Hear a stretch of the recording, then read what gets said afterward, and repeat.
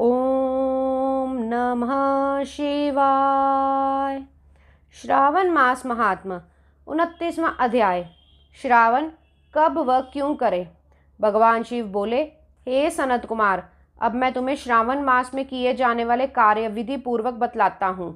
कौन सा कार्य कब किया जाना चाहिए वह मैं बताता हूँ। ये भी बतलाऊंगा कि श्रावण मास की तिथि कैसे आंकी जाए, पूजन किस प्रकार हो, नक्त व्रत का समय और उसका क्रम काल क्या है। हे पुत्र, श्रावण मास में रात्रि में भोजन करें, दिन में नहीं। असाध्य के लिए पंचांग की सहायता से शुद्धि के लिए अधिवासन करें, फिर अगले दिन नियम अनुसार होम करें। श्रावण मास में शुक्ल पक्ष की प्रतिपदा को संकल्प लेकर व्रत धारण करें, फिर आने वाले दिन हविष्यान ग्रहण करें। यदि उस समय एकादशी हो तो 3 व्रत करें। रविवार को व्रत के लिए अर्चना प्राप्त करें। सोमवार को साय का समय उचित बतलाया गया है। मंगल बुधवार को बृहस्पति को भी प्रातः का समय उचित है। शुक्रवार को पूजन प्रातःकाल और रात्रि जागरण करना चाहिए। नरसिंह भगवान और शनि देव का पूजन रात्रि को करना ही उचित रहता है और दान व व्रत के लिए दोपहर बाद का समय उचित रहता है। हनुमान का पूजन दोपहर बाद और पीपल पूजा प्रातः करनी चाहिए। हे सनत कुमार, रोटक व्रत हेतु पति प्रदा और त्रिमूर्तोहार के लिए सोम उचित है या फिर उससे पहले की तिथि गाह्य रहती है। उदंबरीय द्वितीया, संध्या व्यापनी तृतीया सहित पूर्व वेदित लें।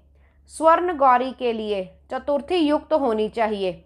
यदि दोनों दिन सायंकाल व्यापनी हो तो तृतीया होती है। गणेश पूजन के लिए तृतीया विद चतुर्थी होती है। नाग पूजा के लिए षष्ठी सहित पंचमी होती है। सुपोदन व्रत में साय व्यापनी सप्तमी सहित पंचमी षष्ठी है। देवी के पवित्र आरोपण के लिए रात्रि युक्त अष्टमी तिथि होती है। कुमारी के लिए रात्रि व्यापनी नवमी और आशा में दशमी होती है।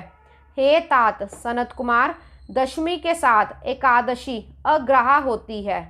अब मैं तुम्हें उसका वेद बतलाता हूँ। वैष्णव जन के यहाँ दशमी वेद सूर्योदय के समय होता है। सम्राटों के यहाँ भी उसी काल में दशमी वेद होता है। उसी ढंग से द्वादशी पवित्रारोपण के लिए है। अनंग व्रत के लिए रात्रि व्यापनी त्रयोदशी होती है। दूसरे पहर वाली व्यापनी होने से प्रशस्तर्प होती है। शिव पवित्रारोपण के लिए चतुर्दशी वाली रात्रि व्यापनी होती है, परंतु अर्धरात्रि व्यापनी ज्यादा उचित है। कर्म और उपसर्ग के लिए पूर्णिमा और श्रवण नक्षत्र गाहा है। अगर किसी और दिन पूर्णिमा 3 मुहूर्त वाली हो तो व्रत अगले दिन करें, अन्यथा ऋग्वैदिक तैतृतीय शाख वालों को प्रथम दिन करना चाहिए, परंतु इसी शाखा वाले यजुर्वेदियों को किसी भी दिन 3 मुहूर्त रहने पर भी उपक्रम और उत्सर्ग को पहले दिन ही करना अनिवार्य है। यदि पूरे दिन पूर्णिमा और श्रवण नक्षत्र खत्म हो जाए तब पहले ही दिन करना चाहिए। सामवेदियों को दोपहर में हस्त नक्षत्र अपराह काल व्यापनी होने पर पहले दिन ही करना चाहिए, फिर उपकर्मोत्तर समीप करें। श्रवण कर्म और सर्वबलि की सूर्य छिपने के समय व्यापनी पूर्णिमा श्रेष्ठ होती है। हयग्रीव उत्सव में पूर्णिमा श्रेष्ठ होती है। चंद्रोदय व्यापनी दिन हो या ना हो, प्रथम दिवस ही करना चाहिए। इसका कारण ये है कि तृतीया को ही चतुर्थी आ जाने से वह महापुण्य फलदायक हो जाती है। प्रभु बोले, हे वत्स सनत कुमार, व्रती को प्रथम दिन गणपति की प्रसन्नार्थ चतुर्थी का व्रत अत्यंत ही आवश्यक है। 3 देव गणेश, गौरी और बहुला को छोड़कर अन्य देवों का पूजन पंचमी को करना चाहिए। नंद कुमार, कृष्ण पूजना के लिए अर्धरात्रि व्यापनी अष्टमी तिथि उत्तमा मानी गई है। निर्णयानुसार 6 तिथियां उत्तम मानी गई हैं।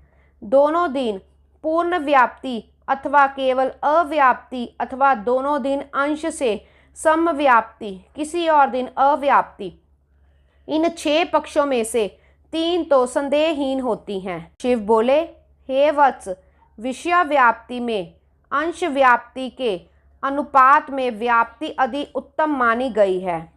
एक दिन जो पूर्ण तिथि कही गई है वह अन्य दिन अपूर्ण होती है।